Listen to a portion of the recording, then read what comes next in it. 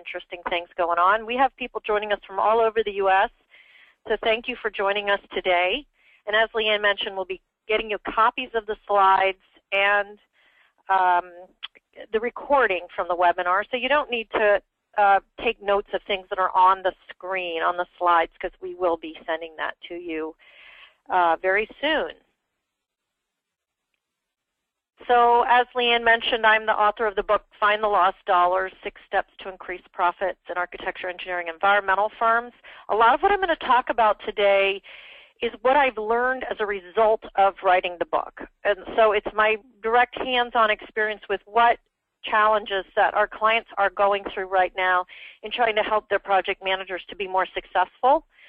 And so hopefully you will get some great tips today that you can take right back and implement in your firm to help your project managers deliver more profitable projects.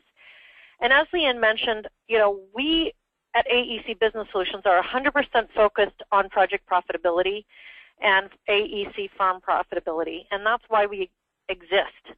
And so when we talk about a superstar project manager, we are really going to be focused on profitability today and how you can help your project managers to deliver more profitable projects. So here's our agenda for today. We're going to quickly talk about what's going on in the industry right now and what is kind of standing in a way of a lot of firms. June, sorry, we're not seeing your screen. You're not seeing it. Okay. Yeah. Sorry about that. There we go. So that poll. All right, you see it now? Okay, thank you. Yes, thank you. Sorry about that. So today we're going to be talking about what's going on in the industry and some things that I'm hearing about firms that are trying to grow and what is being a challenge and why this is important to project managers. We're going to look at a few statistics that I've been digging up about project management in the A&E industry. And then we're going to dive right in and talk about what is a superstar project manager? How do we evaluate whether they're successful or not?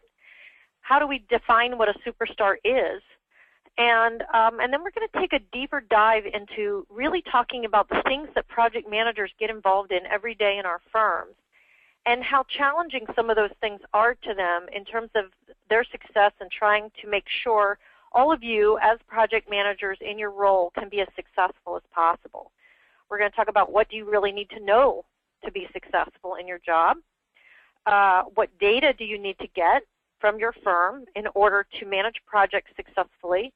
We're going to talk a little bit briefly about software because that is a lot of where my background comes from. I was a Dell Tech partner for 25 years, so a few tips there on looking at how your systems can help your project managers.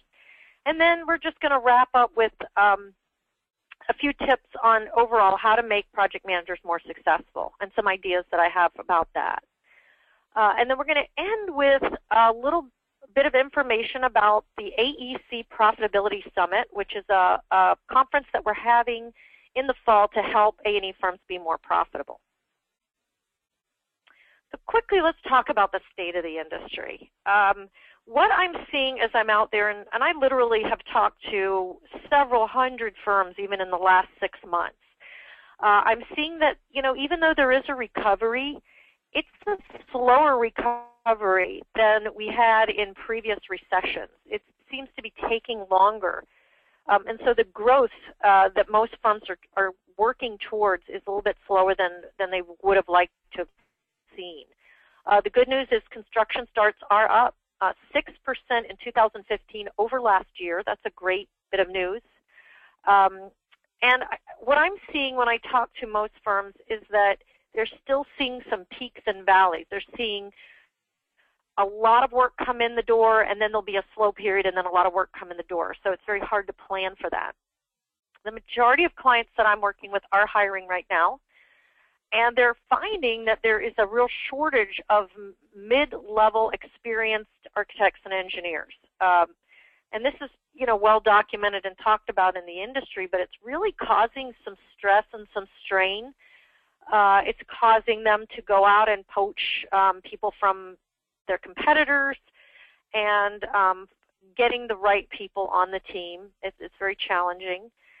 And what I'm seeing in terms of backlog is about 9 to 12 months worth of work for many firms, and that's great. That's awesome, because in the past we were seeing about 6 months, maybe 7 months of backlog that you could count on, and so 9 to 12 months is much better, and it helps you relax a little bit when you know that you have the work there to keep people busy.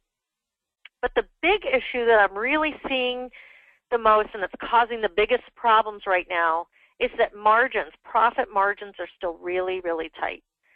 And the word that I keep hearing over and over from clients is, we feel like we're being squeezed on our fees. Our clients are squeezing us to get our fees lower and lower, and at the same time our costs are going up. So we're going to focus on that a little bit today and talk about how that's impacting the role of the project manager in their position.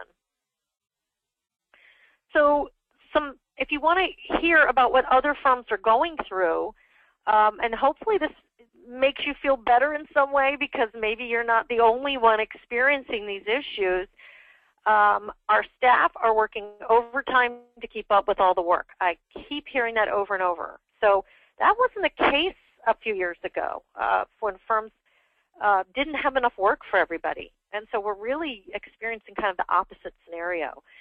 I'm hearing fees are being squeezed by our clients. So those are the exact words that I hear a lot. Salaries are going up, but the fees aren't going up. And that's causing a lot of stress. That means your margins are lower. And that means you really have to work a lot harder to be profitable. We can't find enough qualified people. And I keep hearing people say it's more important now than ever to make sure our PMs know how to make profits. And that's why we're all here today. We're here to help all of you, the 85% of you that manage projects and the 15% of you that are supporting your project managers, to help you ensure that your project managers can be more profitable.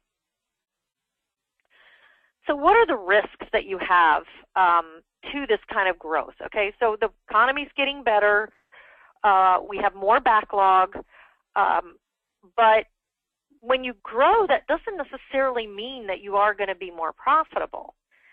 And so there are risks. One of the risks is your culture. I have a lot of clients out there that have been growing in two main ways. One is they're hiring rapidly, and the other way is through acquisition. And when you're hiring rapidly, you've got to take people who are coming from outside your organization and somehow make them fit in with your culture. Or if you're doing an acquisition, you have that same challenge. And it's hard for the project managers. It's hard if you're hiring new project managers. How do you get them infused into your culture so that everybody is working as a cohesive team? And when you're adding people that fast to the mix, it can cause a lot of stress in terms of you're bringing new ideas, maybe some new better ways of doing things, but at the same time it's harder to get everybody to be consistent, to follow policies and procedures and best practices, and to keep things humming along in a very profitable way. Another risk that I hear about a lot in the A&E industry when it comes to the project managers is we have a lot of project managers with different skill levels. And we're going to talk a little bit about that today, because what I see as a common practice is a project manager doesn't necessarily have a defined career track within a firm, and so they kind of get thrown into managing a project for the first time by saying, hey, you know, we need someone to manage this project, you do it, and that's their introduction to project management. So you end up with people with many years experience who have great longer-term skill levels. You may have some older project managers who have some kind of old school ways of doing things. They haven't really moved into doing things the most technologically advanced way. You have young project managers who are learning how to be project managers. And meshing all together all those different skill levels can be difficult. Understanding how and what approach do we take to make sure our project managers are all functioning optimally to deliver profitable projects. I hear that project managers are being pulled in too many directions. So what that means is they're getting involved in business development, they're getting involved in hiring and performance management, client relationships. And we're going to talk a lot about that today too, because I really see that as being one of the biggest challenges that most firms have, is defining, what should a project manager be doing, and are they skilled in doing all those things that we're asking them to do. So we're going to talk about that today, and we have some polls that hopefully will get some feedback from all of you so that you can share with us how that's going in your business. Another risk to growth is defining how your company should be performing, and how do we do it. And what that really means is, in many cases, a lack of cohesive processes. And that, if you don't have a cohesive process for project management, you're going to run into that last bullet, which is a lot of inconsistency and potentially chaos, where you have everybody kind of doing things their own way, a lot of inefficiency, and it becomes very, very difficult to manage projects, to get the right people in the right place at the right time, to optimize utilization, to ensure that everybody is doing the work that they're supposed to be doing, and that you're delivering what you promised your clients and charging the right amount of money for it. So we're going to be talking about all those things today, and taking on some of these serious challenges. So a few more statistics for project management that I got from the Zweig Group Project Management Survey. 52% of firms have a formal project manager title. And what that says to me is 48% don't. 45% have their role as a PM is a full-time job, where their PMs are not behaving or acting like a regular technical resource. They are really spending their time managing projects. 42% are always participating in establishing the budgets for the project. And again, that means 58% are not. 56% of projects are being finished on budget. 49% face some direct consequences for not staying within the budget. 48% say their PMs are always responsible for establishing the schedule, and 43% report they always participate in writing or designing the scope of the project. 59% say that project managers always review invoices before they go out. 11% report that PMs are always responsible for collecting fees, and 46% feel their level of authority accurately reflects their level of responsibility. So pretty much across the board, the numbers are looking at around 50% of firms are doing things one way and 50% are doing another way. So I want to help you guys do some serious analysis of your company and how you're behaving with your project managers. And I realize many of you are project managers, so you can see by looking at these what the potential impact is there to your organization. If you are in that 50% or so that are not giving project managers full access to information or including project managers in the development of their budget, schedules, and scope.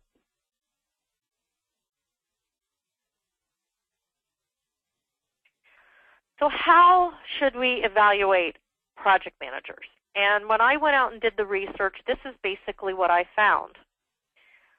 First of all, technical skills. And if you think about it, that is not really the #1 criteria, I think, that we should be using to evaluate project managers, but that's always been the inclination and orientation in the industry. And then we look at things like winning new business, keeping clients happy, or being good with clients. Obviously, outstanding design product delivery. #5, our client wants to hire us again, so being able to bring in repeat business. Managing the team, which is obviously a very important part of the job. #7, our client paid us, which is obviously very important. And then #8 on the list, on the survey that I did, projects made money. So the 8th most important criteria for how we evaluate our project managers in many firms is whether they delivered a profitable project on budget, and our company made the level of profit that we were hoping them to make. And I want to argue that that's not really acceptable. We're going to talk a lot about that today and what you can do about that. So what really is a superstar project manager? If we use the word superstar, we have in mind, you know, somebody who is just really performing at this optimal level. And it's very difficult. So I try to outline what I think makes a superstar project manager. And above all, being able to manage time and handle all the various roles that we throw at them is very, very, very difficult. And especially when you talk about increasing backlog and not being able to hire enough people, we find our project managers are getting overloaded with lots of responsibilities. They need to be good at all phases of the project life cycle, bringing new business in and managing the project, but then also billing, collecting, and getting repeat business. And that's really taking a project all the way through its entire life cycle and really being good at handling all those different responsibilities. They obviously need to be technically competent. They need to have great communication skills, have tough conversations with clients. If a client asks for something outside the scope, they need to be able to ask for more money. And some of those conversations can be very, very difficult for project managers to have. They need to be great at managing people. They got to manage clients, employees, subcontractors, and there's other stakeholders involved in the project team that they have to be aware of and manage. So that's a tough job right there. They have to be able to delegate. You would be surprised how difficult that is for some project managers when they know that they can do the work better than some of the people that work for them. And being able to delegate work appropriately and efficiently is very important. They need to know how to schedule and manage resources. How do you get the right people in the right role at the right time? And that means having some vision into availability of people, what jobs are ending, which jobs are starting, what work is coming up, when deadlines are due. It really requires a lot of vision and foresight. They need to understand how to deliver a project on time and on budget. And traditionally, when we think of a project manager, that is what we think about, is actually executing that through that project on time and on budget. And ultimately, I believe to be a superstar, you need to be prepared to move into a leadership role. You need to be grooming yourself as a project manager to move into leadership, to understand how your company makes profit, to understand what it takes to run the business. And so having business skills is a huge advantage for most project managers. And ultimately, they need to have to be able to make a profit for the company, because if your company doesn't make a profit, you're going to go out of business. You're not going to be able to sustain long-term staying in business. And making a profit means making a profit on a cash and an accrual basis, and that takes a little bit of understanding as well about finances in the A&E business. But what do they really do every day? And I tried to outline what I see happening, just like the picture on the screen. You've got a guy there who's obviously doing a lot of different things and has to wear a lot of hats. And in most cases, many project managers are not trained to do all these things that we see on the screen. They're not very often thrown into a seller-doer role. So they're quote salespeople now, and but there's no sales process, and we're going to talk a little bit about that. They might be working on proposals, developing scopes and estimates, scheduling, approving time and expense, billing and collections, managing subs, managing utilization. So that's keeping everybody utilized effectively to make sure that your overhead isn't too high. Getting those deliverables out the door, solving all the client problems that come up during a project. And then you may end up also having to mentor, train, and discipline staff, recruiting, interviewing, and hiring staff, which I will tell you the majority of PMs have never been trained to do any of that. You may end up getting involved in contracts. And, you know, I don't know about you, but personally, you know, I'm a CPA and I struggle with legal language and contract terms, and so that can be very difficult as well. And then also managing, project budgets and profitability, and ultimately that is what we're really going to be focusing on the most today. I obviously, in a 1-hour webinar, cannot teach you how to be great on all of these things, but I am focused on profitability, and that is what I want to try to get the most out of this time together today. So I try to outline, if I was a project manager and I wanted to be a superstar project manager, what are the challenges that I would need to overcome?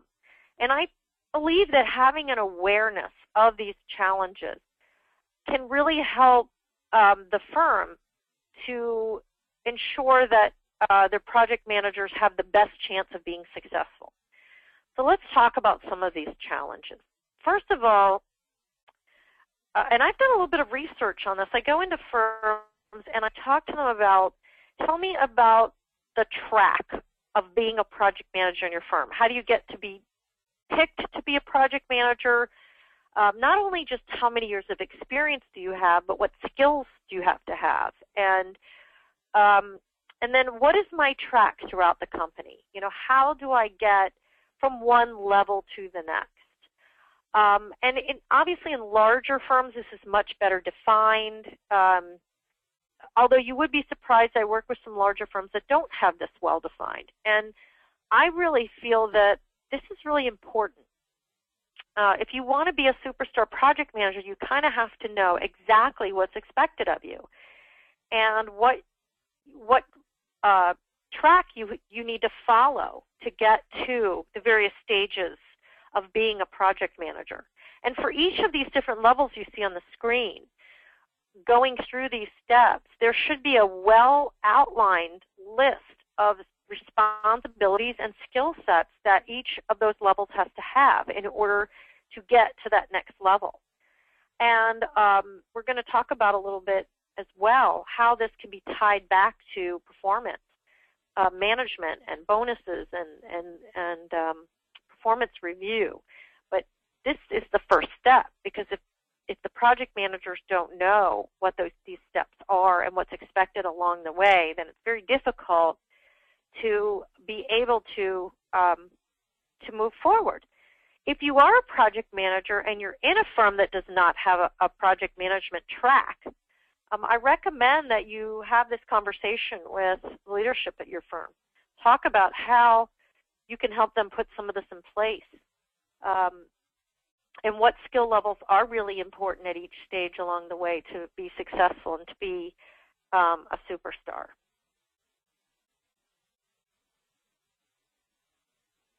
So the next challenge that I see in many firms is a lack of a project manager job description. Now, this is just one I pulled off the internet, so I don't want you all taking the slide and thinking that you can use this as a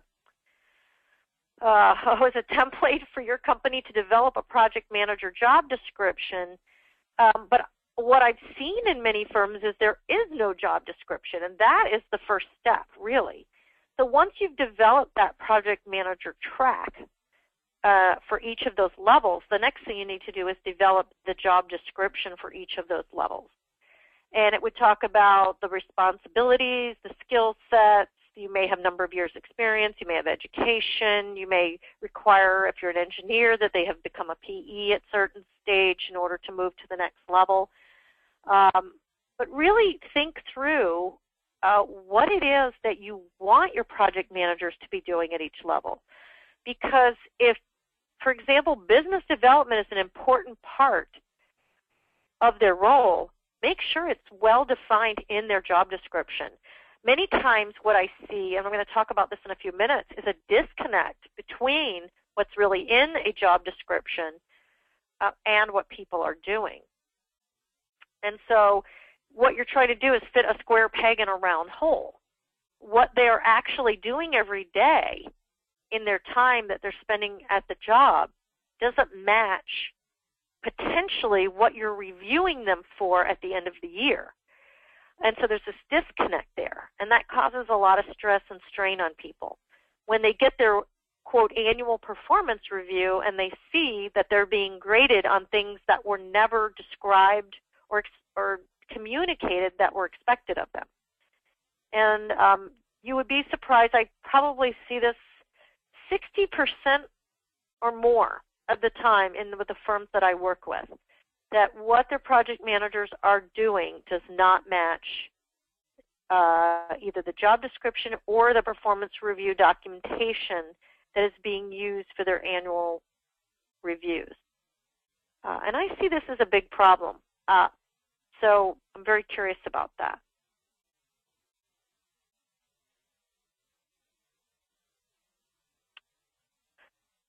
So we talked about some of those statistics earlier about how maybe only 45% or so of project managers are involved in developing the scope of services or assigning the people that are working with them on the project. And I love this cartoon. It says, since you can do things with one hand tied behind you, this underfunded project is perfect for you.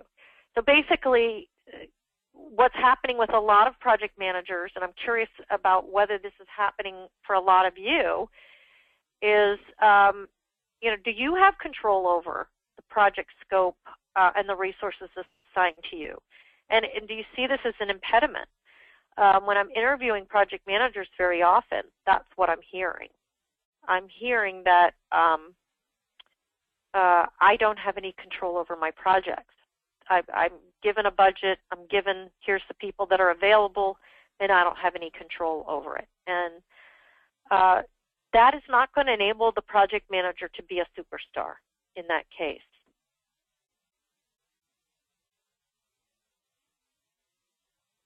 And Leanne, did we have a poll question for this?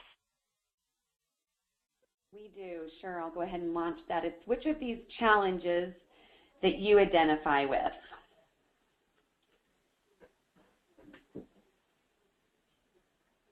So if you can take just a quick moment to answer that for us, we'll give you about 60 seconds, and then we'll show those results. It will let you do more than one answer. So it's either yourself as a project manager or having project managers.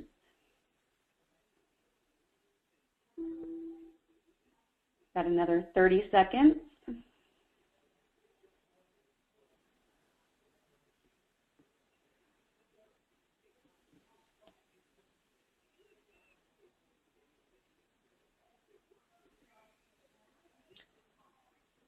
Just give you a few more moments and then we'll close that poll. And I think I was supposed to do a few more slides first, but that's okay. That's we'll okay. talk about them. Okay, we'll go ahead and close this one. Looks like most of you have voted, and I will share those results. Wow. So it looks like about 50% have no real project manager track or role job description in their firm. 48% have no control over the project scope or resources. 60% have a lack of specific performance metrics that they're held accountable for. And 29% are saying there's no accountability. And I have to say, these are very consistent with what I'm seeing across the industry, both in very small firms and in large firms. I'll go ahead and hide this. And I think you may have to reshare. Oh, there it is. Okay. You're good to continue. Thank you. So another challenge that I see is that a lot of project managers are not given the data they need to manage projects. I liken that to being blindfolded, because if you're trying to manage a project but you don't have the data you need to see how the project is proceeding, how you're spending money against the budget, etc., it's very difficult. It is almost like being blindfolded. And so we're going to talk a little bit later about what data you do need to get. Lack of specific performance metrics and goals to measure success. So 60% of you said that you felt there was a lack of specific metrics and goals to measure your success against. And it's just like having a vacation plan, but you don't have a destination. You can't really tell where you're supposed to be going. And managing projects, there has to be very, very specific performance metrics put in place. We'll be talking a little bit about that as well as we get further along.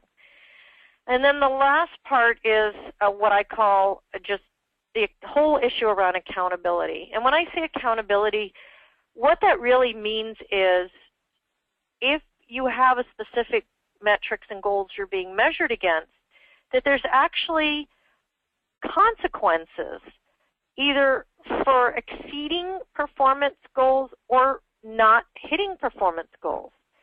And what that means is really having performance plans in place to help project managers get better at managing projects. And in some cases, it may mean promoting the best superstar project managers, and it may mean that some people aren't really cut out to be project managers. I even talk to project managers sometimes who don't want to be project managers. So, you know, really looking at that closely is a big challenge and a problem. So, you know, what do you really need to know to be a superstar project manager? And even just to manage your projects on a daily basis. First of all, you need to understand financial issues that are of your firm. You need to understand how your company makes a living, how profit is made, where do labor costs, expenses, and overhead expense fit into the whole realm of profitability. How is a billing rate calculated? You need to understand the relationship between employee utilization and profitability, and how overhead affects non-billable time, and that affects your all of your numbers on your projects. And this is not something that is taught to most project managers. They may have learned it over time from various methods within your firm, but in most cases it's not something that is taught readily at most firms. There's also a ton of terminology you need to learn. And when you're talking about financial issues, these terms aren't something that are obvious.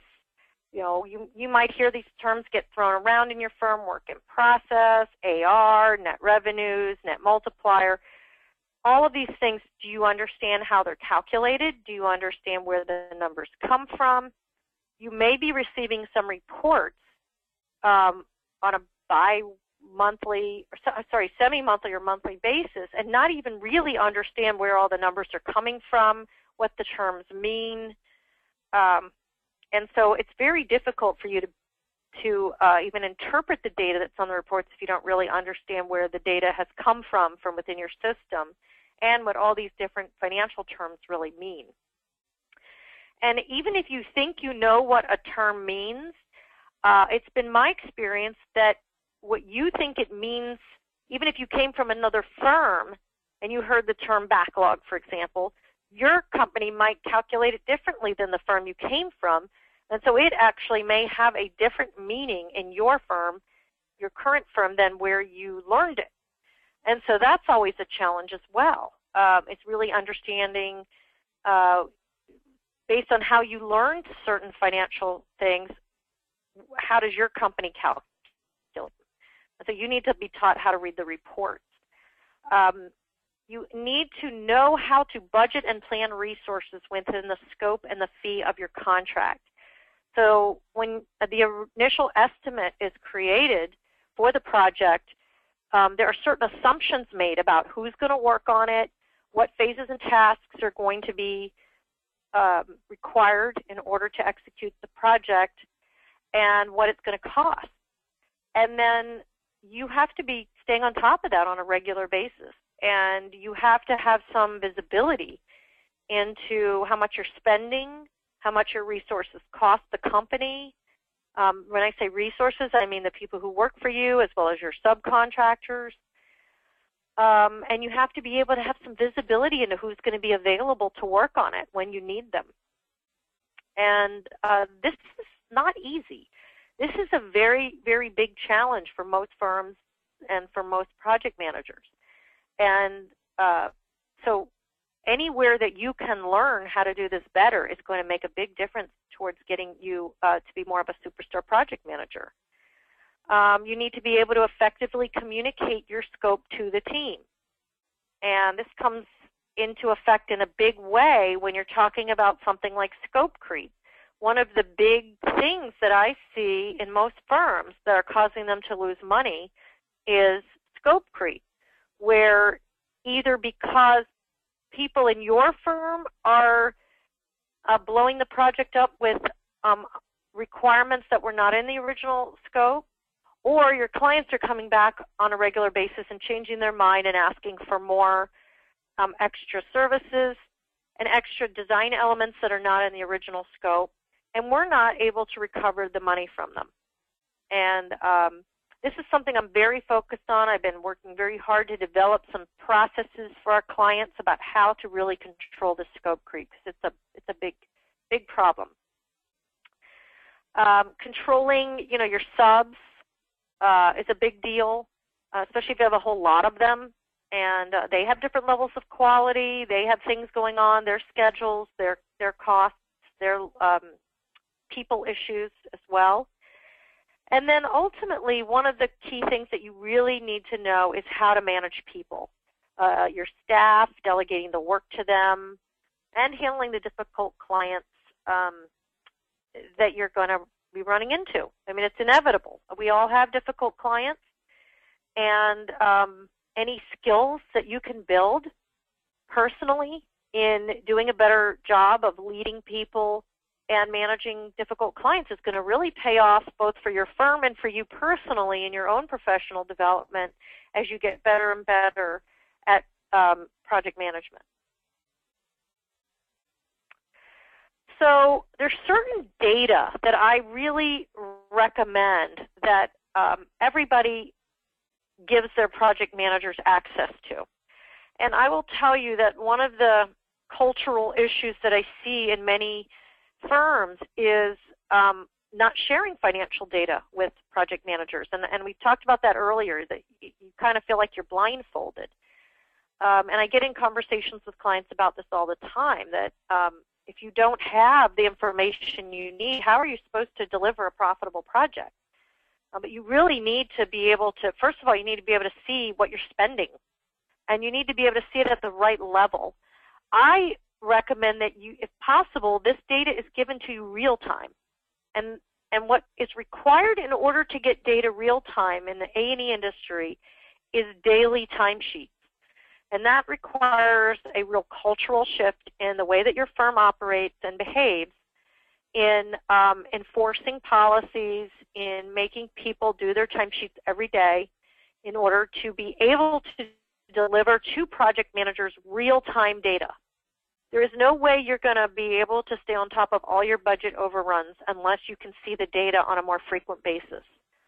And if your employees are not filling out their timesheets quickly every day, and they're doing them maybe at the end of a week or 2 weeks, 3 weeks, I see, that data you're getting is not timely. It's not accurate.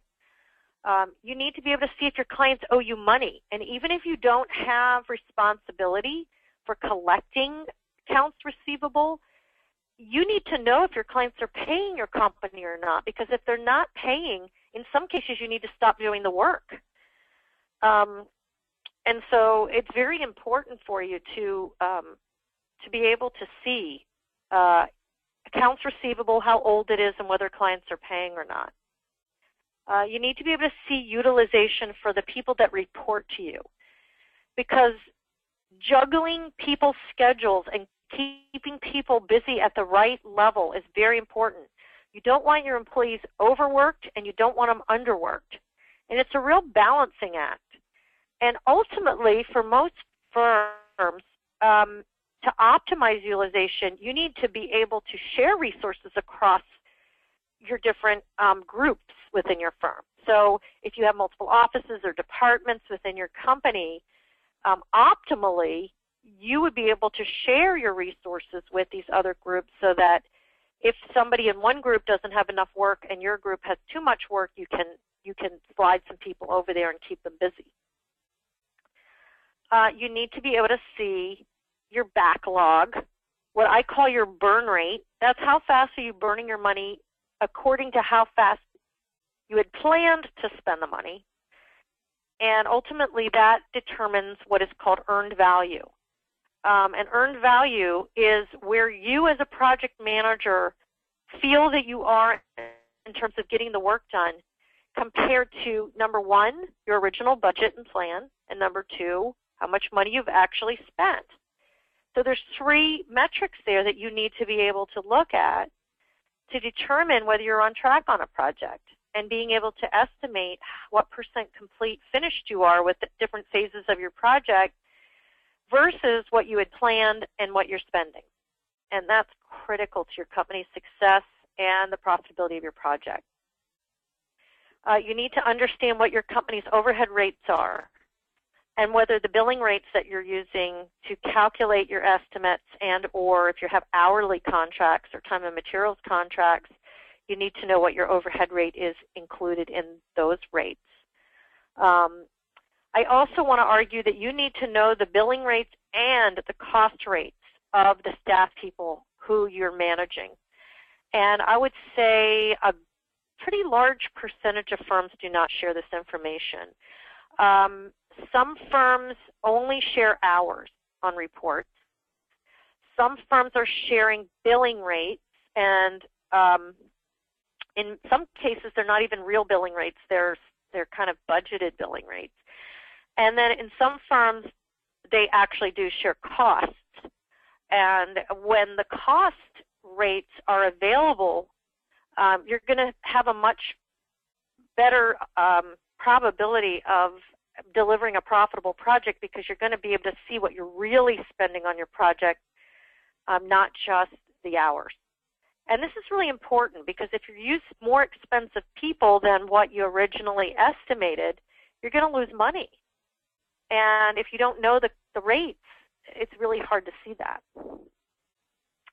You need to be able to see your project's profitability. And obviously, if you can't see cost, you can't see project profitability.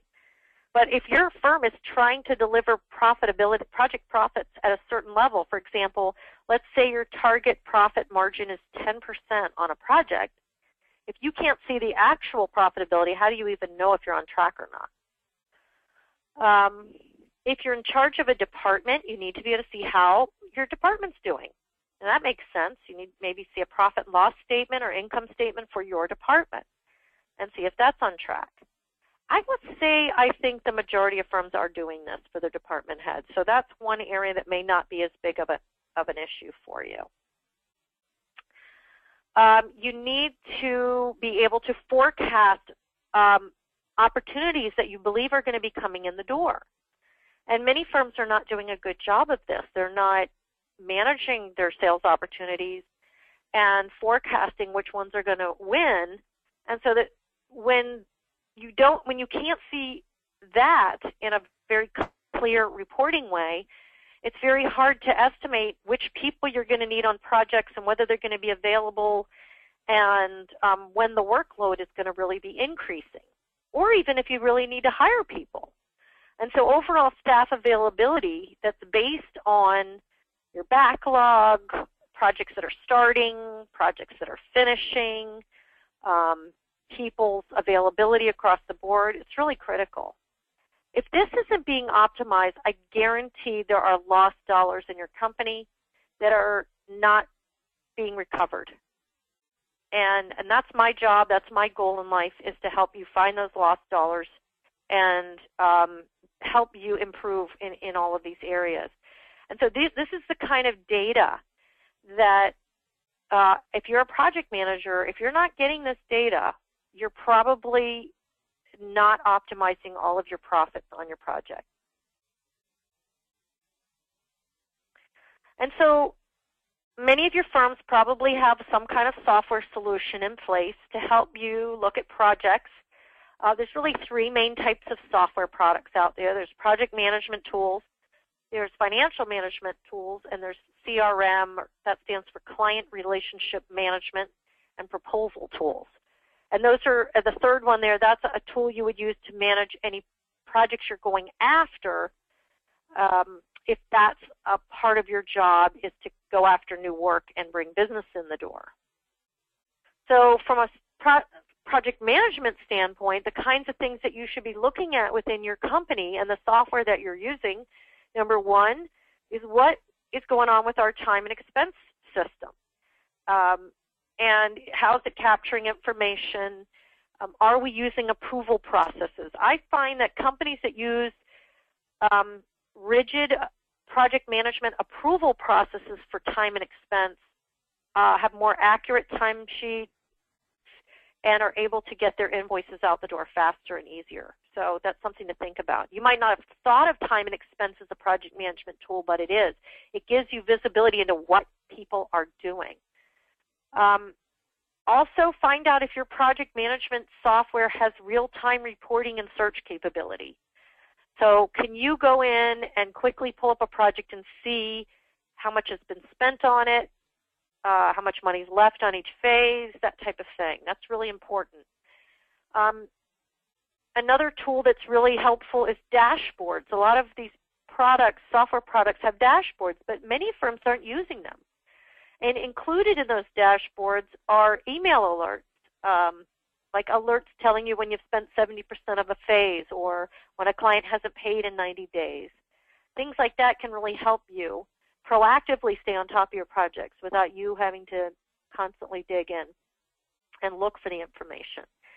And then many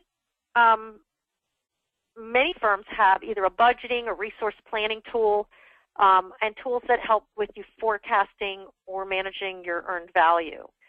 And so these tools can be difficult to implement in many firms. I know that that's what I did for 25 years, was help companies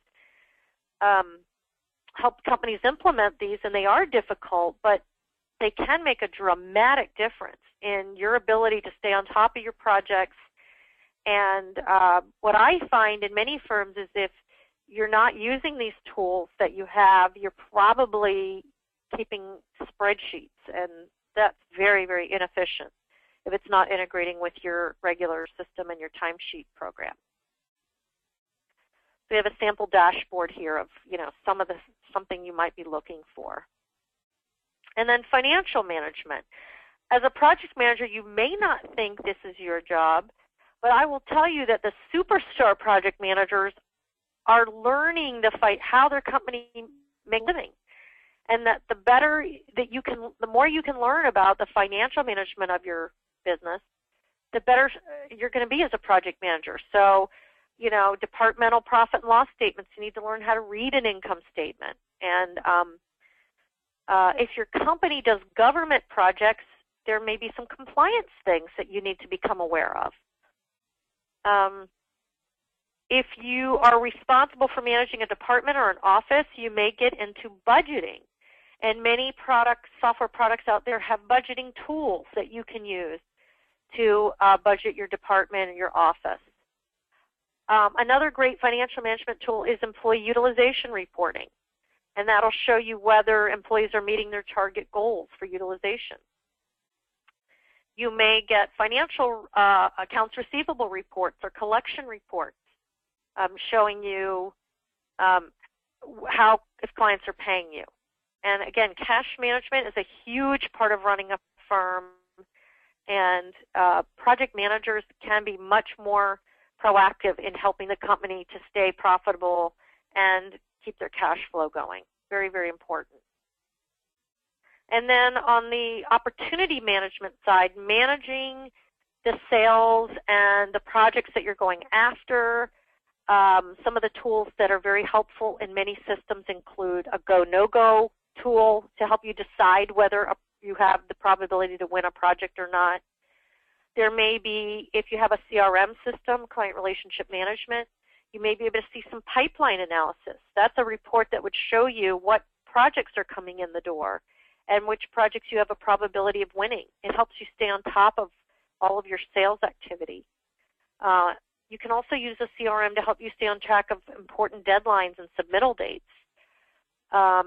If you're doing proposals, you may need to get involved in estimating, proposal preparation, managing qualifications for your people, your resume data, and your project experience. You can manage all of that kind of data, and then developing proposals. So anything you can do to make it easier. I don't know how many of you have ever worked on an SF330. That's the lovely form that's shown on the screen. But putting these things together is just horribly inefficient and time-consuming. And so anything you can do to make your job easier is definitely going to make a big difference. So ultimately, the reason you all came here today was to understand how can you, either as a project manager or if you're supporting project managers, how can you be more successful? How can you become a superstar project manager? So first of all, formalize your project management role. And that means, number one, establish project management as a professional discipline. What I've seen in many firms is they say to me, well, we don't actually have the title project manager as a title within our firm. So first of all, make it an official discipline, an official title and role. And then develop a career path for your project managers so they have a clear progression. And then I recommend creating an individual employee professional development plan. And that means for each person, because we talked about how everybody has different skill levels and everybody's had different levels of training, different knowledge. They may have come from other firms. Sit down and really look at how you can help each individual project manager have a professional development plan to take them from where they are now to where you want them to be as a superstar project manager. And so this is what we're looking at here in this slide, is really making project management, it's a cultural shift in your firm. It's making it more of a real level of importance, and recognizing that there's specific skill sets that go along with project management and ensuring that people have those skill sets. And even maybe having a project management certification program within your firm where you put them through some rigorous training and assessment to understand whether project managers are performing at the level that they need to perform at in order to help the companies be successful and the projects to be successful. The next thing you need to do is to ensure that all of this is supported within your firm through a project management process. And so this basically takes you through the project life cycle in looking at what are all the individual skill sets that a project manager needs to know. Now, ironically, I found this slide online from the Federal Highway Administration, which is part of the Federal Department of Transportation. And a disproportionate number of my clients actually work in the transportation industry, so I thought it was really exciting and interesting that I found this slide. But basically what it's saying is this is how the DOT recommends that a project is planned. And these are all the different types of things that a project manager needs to know how to do. And some of them deal with financial matters, some of them don't. But all in all, having a process that's well established within your firm and documented is really, really important to ensure that project managers are consistent and following best practices. Next, give them training. And so I really think there's 4 key types of training that project managers need. Project managers need business and financial skills. We talked about that. And that picture that you see on the screen on this slide is a picture from our Find the Lost Dollars online training platform, Scope Creep course, where we teach project managers how to avoid scope creep and some of the key things that they can do to eliminate and reduce scope creep within the firm. And so that is our focus at AEC Business Solutions, is to develop training for project managers to teach them those business and financial skills they need to become superstars. Now, I also believe that project managers need project management training, which can also include leadership training at some point in their career development. Training on the software and reports that the firm is using, so that may require a different type of training on that specific software application. And then also mentoring. And I know this is where most firms do most of their training, is in mentoring. The one little caveat I want to give you is keep in mind that your mentors are only as good as the training they've had.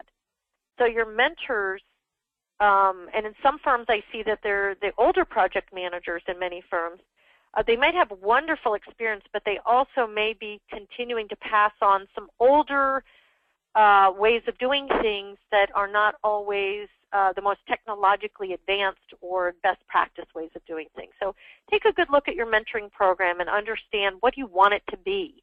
What should be the types of things that are being taught in the mentoring. It shouldn't just be free for all and kind of open to interpretation, because then you're going to get all different levels of quality and success out of that.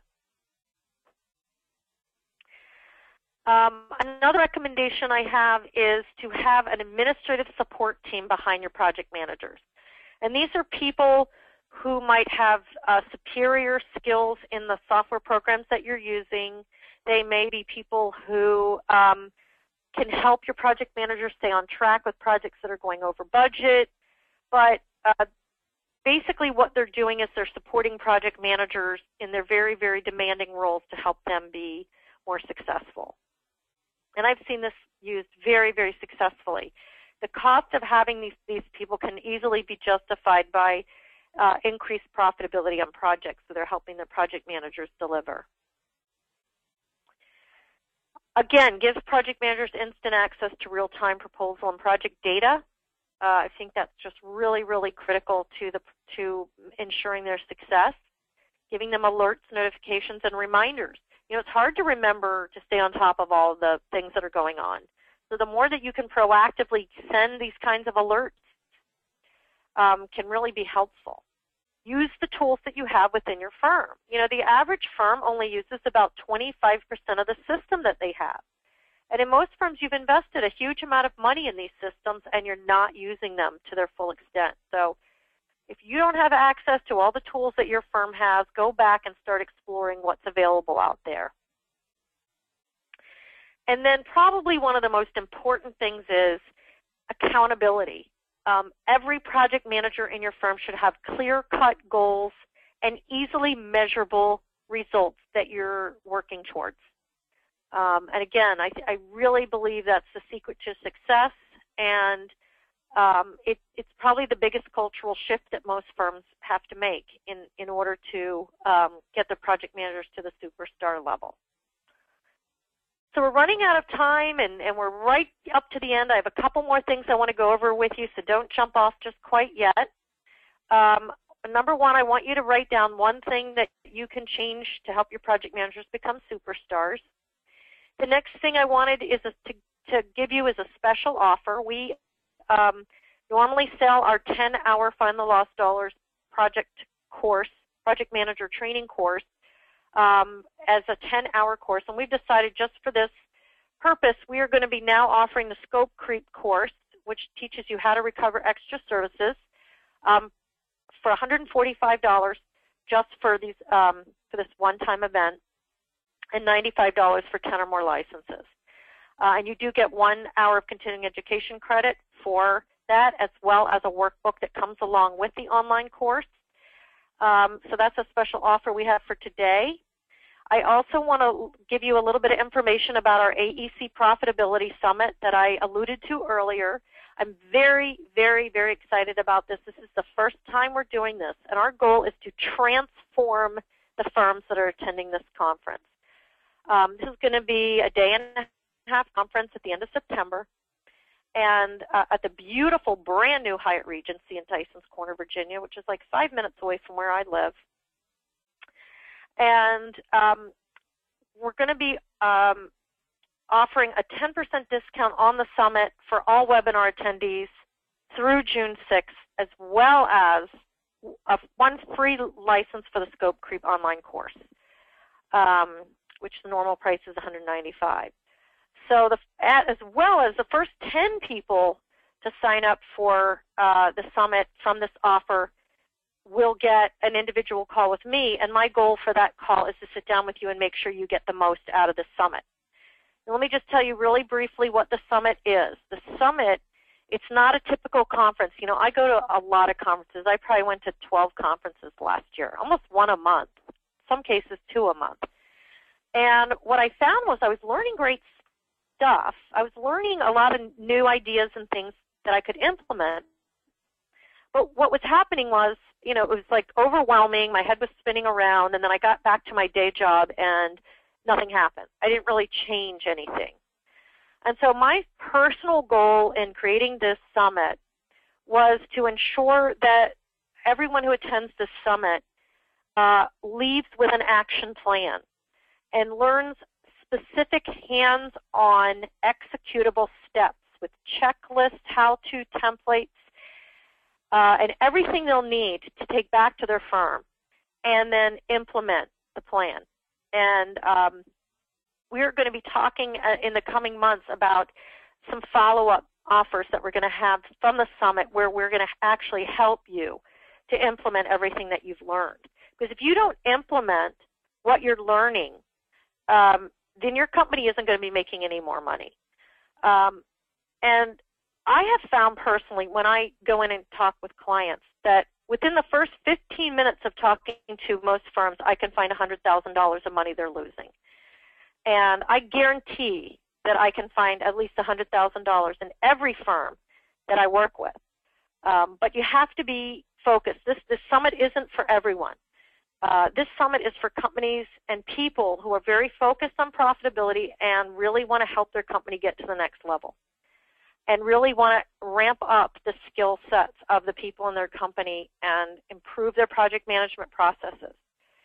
And so I'm very excited about this. If you're interested in this, you're going to go to our website, which is aecbusiness.com, and we are going to be sending you an email right after this webinar that sends you a link to register for the summit, and you can use this code SUPERSTAR. So you don't have to remember all this right now. You will be getting an email, and we will be letting you know more about it. And I'm very, very excited. If you have any questions, I would love to talk to you all about it. I'm very excited, and I personally believe that every firm that attends this summit is going to make a lot of money from it. It's going to be extremely successful in getting you to actually implement some change in your firm.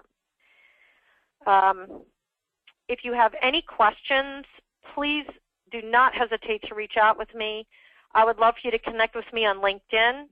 I have over 4,000 connections on LinkedIn. The majority are in the A&E industry. I am a very strong believer. I have gotten clients and business from LinkedIn, and I'd love to show you how to do that as well.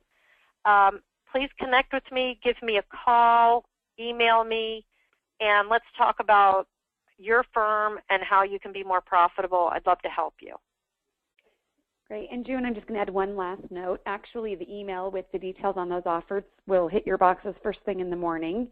And then also when you registered, if you did give us your professional engineering number or your AIA number, you will receive a certificate for that within the next week, and we will be reporting your credits to the AIA and to RCEP for the professional engineers. If you need to get credits for PMI or for CPA, of course, that will be for you to check with your governing board if they will accept our credit. And if you noted that on your registration, we will also send you out a certificate. If that's something that you did not mention and you would like to receive a certificate, go ahead also and send us an email. And that, again, would be the email I shared, lnowak, L-N-O-W-A-K, at aecbusiness.com. It's in the chat section of the webinar menu also, and we will definitely get that for you. If you requested at registration, though, that will be sent to you automatically within the next week. Thank you, Leanne. Very excited to have all of you, and please don't hesitate to reach out if you need anything. Thank you all very much. Bye-bye, everyone.